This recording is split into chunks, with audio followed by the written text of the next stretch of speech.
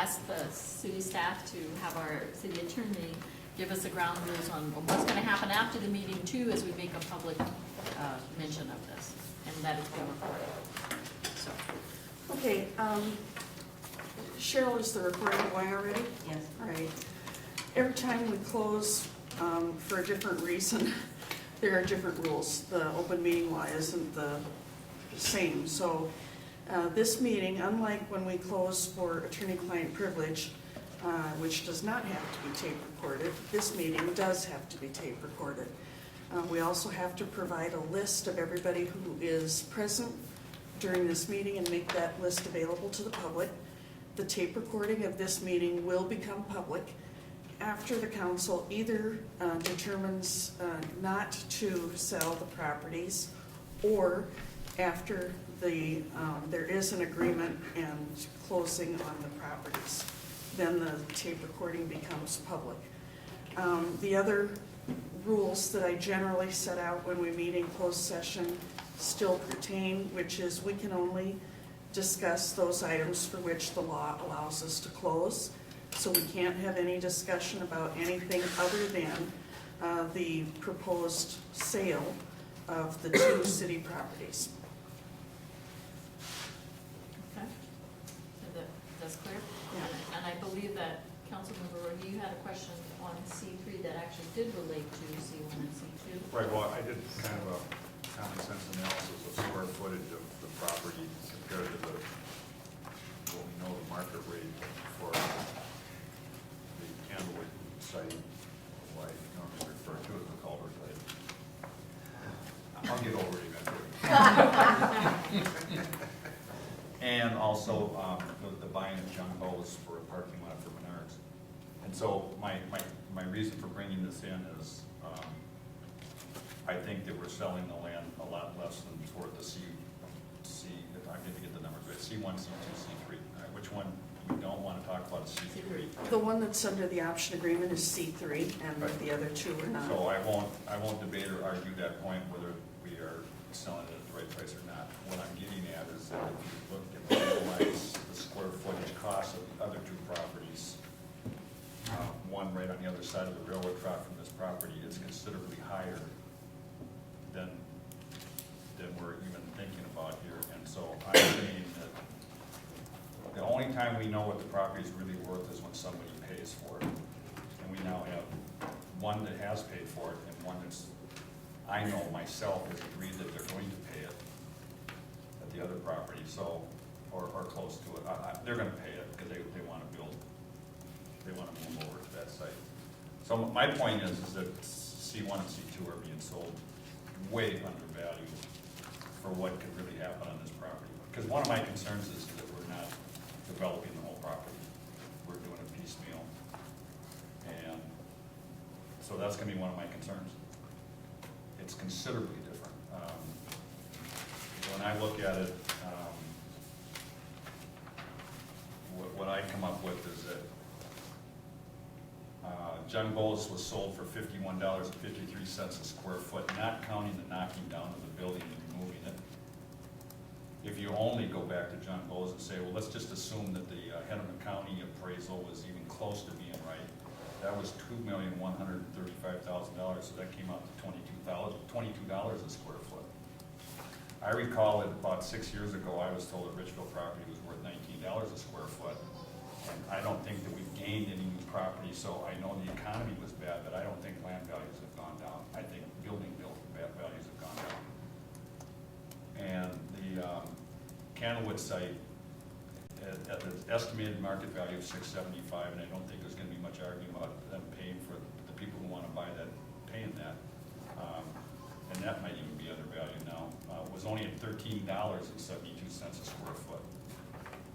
Well, that comes out to if John Bowes at $22 a square foot is converted to the 124,507 square feet that they're buying on the Pillsbury site, which does not include the 3 house sites. I've removed those. Comes out to $2,700,000. That's a lot of money. If we got half that, I'd be happy. So I'm not trying to jack this number up irrationally. if we got half that, I would be happy. And you can find that number would be pretty close if you put 10 townhomes on one side, 10 homes on the other side that were owner occupied at $60,000 a square foot. You'd get a lot more than we're selling this land for. So my concern is, I don't know what's gonna happen when we go out there. I've got all my notes, because I thought we were gonna talk first and then come here. But my concern is that there's been a lot of confusion, a lot of chaos. The HRA meeting that was held in October of 2011, 3 of you had concerns that you didn't even know that this was 100% affordable still. And I don't blame you. That's not putting blame on anybody. It's been a very confusing process. You know, and to that, you know, I think that drove us to the idea that we've been asking for a long time, when we finally got an inventory of housing, so we could try to set policy. Unfortunately, we have a property up here now, and we still have yet to set policy. And so my biggest concern is that we're looking at this, and this is precedent setting. And so if we're looking at this, and we're looking at, you know, the exceedance of the 2 and 3 stories, I have concerns about that too. Do we want to do it that way? Or do we want to look at other communities who try to put more buffer toward that, those kinds of things? How do we want to proceed with that policy? And we don't have that down here yet.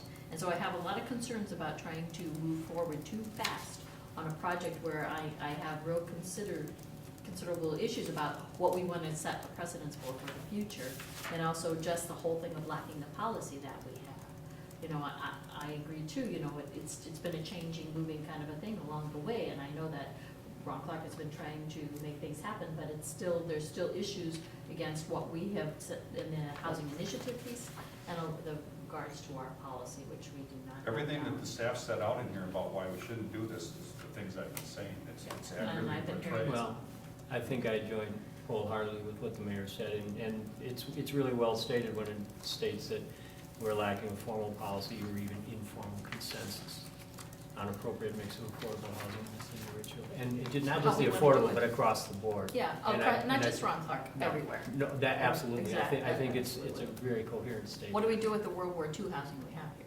Right, but we're gonna go next is the chairman will come back now and he'll apply to go to the south side of that lot across the street. I'm positive that'll happen because he got bounced out by Clark in effect because Clark went bigger. And then we have Colleen Carey who's already said that she's gonna put section 42 housing up on the street on Winville. Well, if the only thing you're gonna do is you're gonna just say that it's our responsibility to build only affordable housing. If that's your belief, I can't change your mind. My view is that I'd rather be more like Edina and less like Brooklyn Center. And if you don't want to think big, remember the gentleman who came and testified at the planning commission? I don't know how many people saw that, where his name is Koss. Wait, Colleen Cox. Lives on Fourth Avenue. Colleen Cox. Well, you know, we like and we dislike these groups of people who got together, but they're using media, they're using social media and all these things. They've done us a lot of favors. Remember, we found out this was 100% affordable because one of them called me and I denied it was. And he showed me how I was wrong. And that's when we all went down the other rail and found out that we all along thought this was a part of 100% affordable. I mean, you know, 70 units of upscale with an affordable component was the terminology. Well, when they came up with this other message we all got the other night, I went and looked at it. And I don't know that we could ever prove that we got to do it, but you can't tell me that somebody who owns an architectural firm and comes to us with his sleeves rolled up and says this is going to be a tough night. It's really tough. And you got your work cut out for you. It never says that he owns an architectural firm that did the Section 42 housing in Savage for Ron Clark.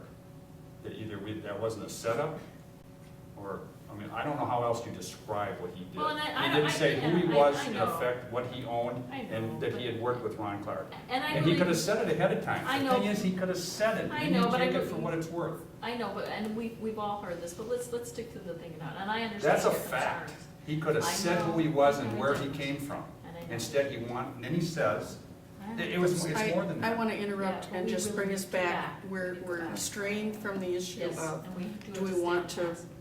Well, I'm trying to Buy lay out the ourselves 4 property. things that the city staff, plus the one I said, the one that I would add to it is it's not exiting on 77th Street. We can solve a lot of problems here. We're going down the wrong road. Okay. forget about affordability, we're not going out on the right exit. So that's why I wanted to bring this down to the level. What did this man say? This is important what he said about this decision. He said, I came to Richfield with my family, my wife and my kids, and I stayed in, I guess what you could call apartment, upscale apartment, like this project is going to be, he said. I was staying in the Oaks, and I was here for 11 months, I bought a house, and he was referring to me, I think, when he said, you're not gonna get lawyers and doctors, and you're not gonna get people from uptown, which I have said before is who I would like to see come here with disposable income. Guess what? He's everything he said that we aren't gonna get. He is that person. There, Lori. 3 kids in the schools, went to the Oaks. He didn't go to a one. Okay, Okay, we I gotta want to still go remind back. the We've gotta go council, back to the this. only thing that that you can talk about in this meeting, It's the value of is the land. whether or not you're going to sell the property. That comes down to the value of the land. Okay, Okay, then But let's stay off of the same point. I may not be connecting, but I didn't understand how that last comment related to the value of the property. We I'll do tell not you if want, you want. we do not want to talk about the rezoning application. Not That is- talking about zoning, Okay, Okay, not Okay. talking about zoning. because I've got other councils that want, councilors that want to talk to. Councilman. So I'll be blunt and tell you the way I feel. I'm not in support of it because I'd like to see us, right here in this bullet, is I like to desire to wait until other housing models or townhomes are more feasible. That's exactly why I'm not in favor of it.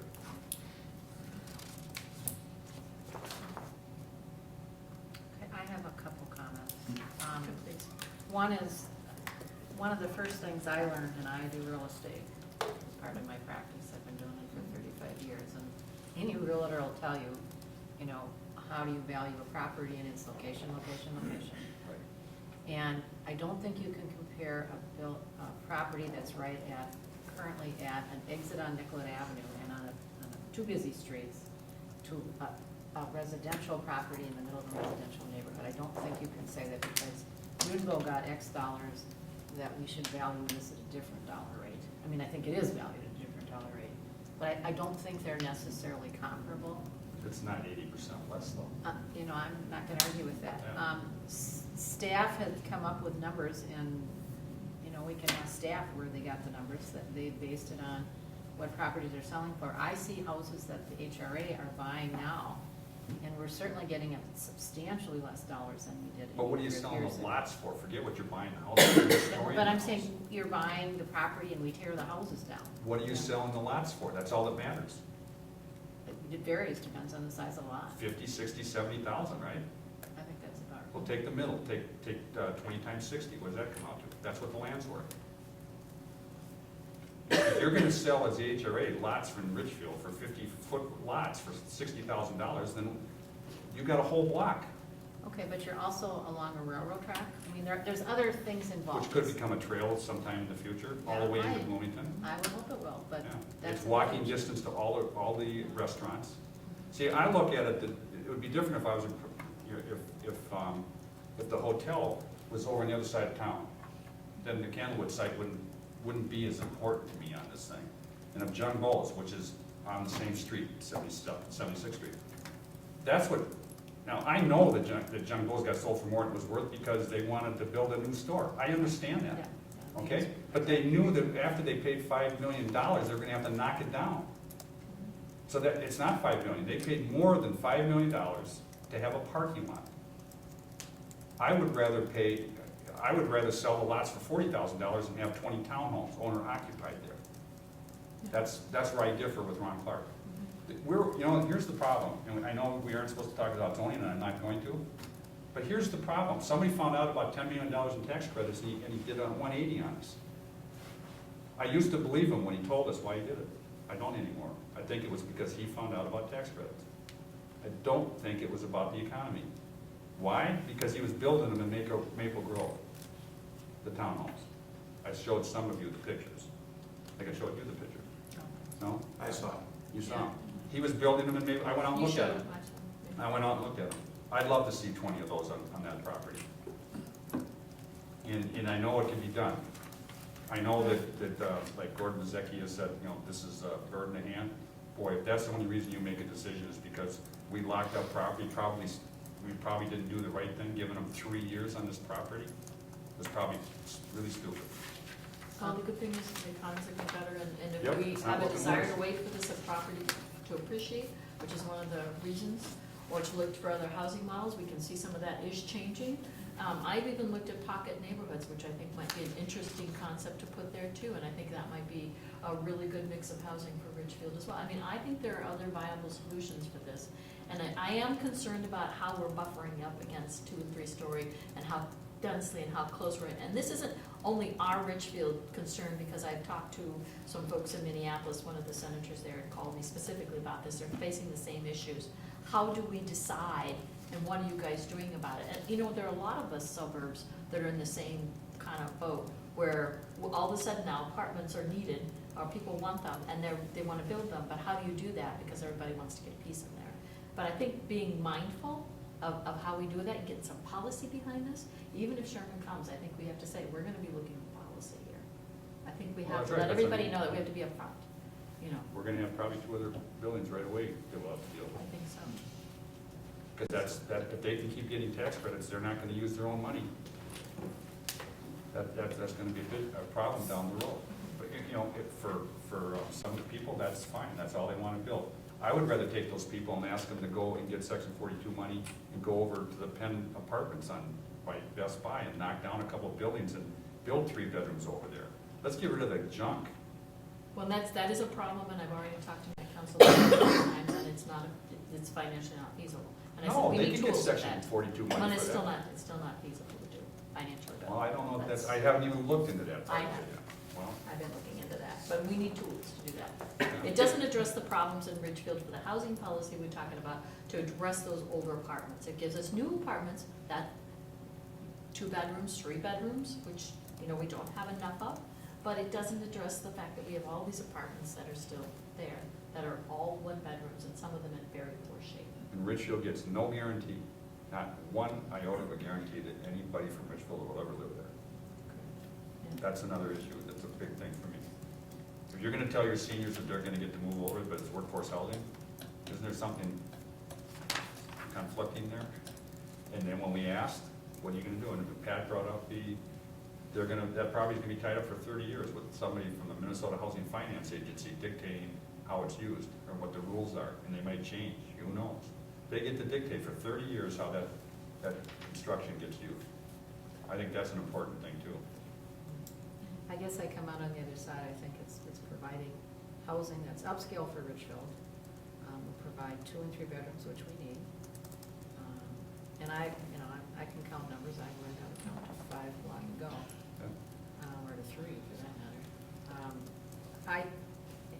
In a perfect world, I would agree. I don't think 100% is necessarily the best way to go on a site. I think the 2080 makes That's what eminently I'm in sense. favor of. Yeah. And I don't disagree with that. I really don't. But that's not what we have in front of us. But even 80/20 is not And right there. some of the, in terms of alternatives I've heard, I don't think make any sense. Someone wants to have a dog run there, I don't think. Oh, and that's- I'm not Yeah. saying that, but I mean, I'm thinking the That's council. ridiculous. I mean, I think it's a residential area, I Me think too. it makes sense to have apartments. I think the proposal that he's come through is a better one by far with the lower scale townhomes. I think that's a real plus for the overall development. Is the N, I don't recall, is the N unit 4 units? 4 floors, I mean? It's, yeah, 4. 4. Four. It is. 4 tiers Yeah, down. 4. Now, I can live with 4, it's. I just think it's a lot to put against those houses. But it's That not buffer. facing residential, I it's understand. facing the 77th Street. I saw. So that part of it makes sense to me in terms of what the overall development looks like. The back half of the block will be affected by 4. Yeah. It's no different than when we let the school build the higher level of school, what's it called, 287 building on Penn. The people who got affected is the people who live to the north of it, don't see the sun. Well, and that's gonna happen with the apartment building up on north of Glendale as well, to 2 houses over there. Yeah. So I think we need to be mindful of what we're doing and look at this a little bit harder. And again, it goes back to policy. We need to get some policy down, which we don't have. And it's not just us, it's other suburbs I'm talking to. It's other areas. We can do better, I think that's So I just, back to the dollars and cents, what would you sell this parcel for overall? I mean, what do you think it's worth and how? Well, would you first make of all, that I'd want him to determination? develop the whole thing. I wouldn't want him to say, I'm not doing anything with the two houses. To think that we're dumb enough to believe that's market rate housing next to affordable housing is a joke. It's a joke. And you remember, one of these pieces of this property, they didn't want. They could have had it. We would have made the same mistake. We would have given them the option when they wanted all this. Remember, they said, no, we don't want it. We might do it if there's a phase two. And then what does he do? He turns around, he says, well, it's not a phase, we can't do it because of density, so now I'll buy property that I don't want, the mortuary, and I'll give it back to you. That's really hard to take. That night was really hard to take. He would build a building that would be too dense. But he's moved past that. You haven't, but he has. Yeah. Well, he doesn't have a choice. Well, okay. When but he's city moved staff past said that they're not in favor of that because there's no housing on it, he lost them. it. Okay, but it's over the what? It's over the dam. But you're dealing with a person who's doing a lot of things that, So you don't trust him? I don't. I don't. All we're dealing with is a person trying to close a deal, period. He's trying to He's a get $10 million. businessman. That's Right, he's a Businessman. businessman, At our that's what he expense, is. at our expense. He is That's what he trying. is. He is Well, trying to absolutely. Right. Someone always has to win and lose in a business proposition, Yeah. to some extent. So you can't castigate him for trying to be businessman. You may not like his attitude, you may not like his approach, I don't like his but don't style. vilify him because he's a businessman. I don't. That's how Well, people you get to certainly make sound money. like you are. No, I don't like the way he did it. I don't have a problem with the guy who lives on Fourth Avenue. I don't like the way he did it. He should have told us up front that why does somebody else have to find out about that? We never would have known. His architect goes there and says, I'm just a good old boy from Richfield. He's a the Richfield one- citizen, right? So Yeah, I but- think I'd but be a he little came easy on there- vilifying He came him there too. with a different. We don't need to beat up on Yeah. people, they're doing a fine Yeah. job of that out there, Yeah. so I Yeah, we think, need let's to talk stick to about the what we're facts. supposed to talk about. Well, We really I'm need just to saying, stick back to the we've never facts. dealt with stuff like this before. I wasn't involved in the Best Buy thing. I think Best Buy was the best thing that happened to Richfield. I I wasn't agree. involved in any of that stuff, so I haven't in 7.5 years seen this kind of behavior. Okay, one thing I will share in terms of buying property, dealing with residents and neighbors, because I was involved with Best Buy, and there is no easy way to do it. You're always gonna be, you've gotta weigh the pros and the cons. There's never gonna be 100% in favor. People were very unhappy, the neighbors nearby, like the neighbors here out, were very unhappy that they were gonna have traffic going down their streets, the life on this planet as they knew it was never gonna be the same if Best Buy went in, and they absolutely believed it. They were absolutely very afraid and totally opposed. And the people that lived on the site who got their houses bought said, how soon can you buy them? Because I have 2 mortgages I have to pay, because I was stupid and I sold one house before, I thought I had They sold were my told house not to. and bought another one, even though I didn't pay attention. Yep, we were told not to. So this is, I mean, been there, done that. Yep. No matter what you do, you're never gonna make everybody happy, so you do the best you can, you have to follow. And policy, I think it's a good idea that we have a policy, I don't have any problem with that, developing a policy, so that we don't run through this again. And I do think that a system that has not 100% all on one side is probably a better system. Whether you're gonna ever have financing to do it, I don't know, they found one place way to do it, so, Right. you know. I just don't think a 4-story building on that side of the railroad track is appropriate, whether it's 80-20 or not. I mean, that's the whole point, is you're on the wrong side. If you had some distance and you got, I mean, in a lot of places, no matter where you put it, you're gonna have a problem with the neighbors. I understand that. But I just don't think it should be on that side of the railroad track. Any other comments from other council members here? I said I'm not willing to accept a value, I'm just gonna hang my hat on it. I think there's something better to do. I do too. Okay. Do we have to come up with a value to say no? No, we just have to reject and we No. have to give the Okay. reasons, which I can do. I can give the potential reasons, which would be all the reasons here. Are we can gonna vote add on the it. one? Are we gonna add that we also think the land is worth more than it's being appraised at? I don't know if it Wait. matters. Well, I mean, that, there isn't a, Doesn't matter. I don't Well, know it says- whether it there's a says there that it consensus says on the that desire to issue. raise the property There's value at least one appreciates. council member who feels that way. Well, it does say appreciates the value. So it's in It there is enough to, It's kind it's of in there enough to say. that Where, we- Say where are we you would looking probably- at? I'm looking at the second page, potential reasons to reject All the the purchase reasons we agreement. Yeah, The only thing I Done. added to that, Thank you. Marked up. okay, Yeah. yeah. yeah, the only thing I added to that thing was that there needs to be an exit on on 77th Street. We spent all that money making a bike trail, a walking path, and one lane each way, and then to put the possibility of over 300 people. You never know till they move in, how many people are gonna have cars. You just don't know. The only comment I was gonna make is, I mean, there's nothing here that, that says you have to want to sell the property or make a counteroffer. I mean, if you simply don't want to sell the property, So the motion would be then to you just simply don't want to reject. sell the property. And You then don't the come back reasons with any kind of counter. Personally, I'd like to see us, like I had said before, clean the property up ourselves, get the grants, get it done, make it green space, and bring 10 developers in here and say, if we give you this property, I'd even be willing to TIF it, which I'm normally not. I'd be willing to TIF it if we brought 10 developers in here and said, what would you do with this property? You know why I'm saying that? When Lindell Garden was still for sale, I talked to Laka and I said, what would you do? Could you do another, what's the name of the place, the ice rink and that whole area over in Edina there? Kramer? Oh, Edinburgh? Edinburgh. I Edinburgh. said, could you do another Edinburgh type project in Richfield? And he said, you give me the land, I can do anything. Who said You know, Larry Laka who built that in Edina. You know? Centennial Lakes. Yeah, That's- well, that's- he started with, Yeah. when you. Edinburgh. Edinburgh, and then went to. And they did use TIF. Huh? Yes, they did. They did use TIF. Yeah, that was their 5th TIF overall in the whole history of Edina, only 5. For a gravel pit. They have Yeah. to remediate the gravel pit. Yeah. Okay, okay. Got enough? are we ready? Lined up. You want these chairs pushed back in there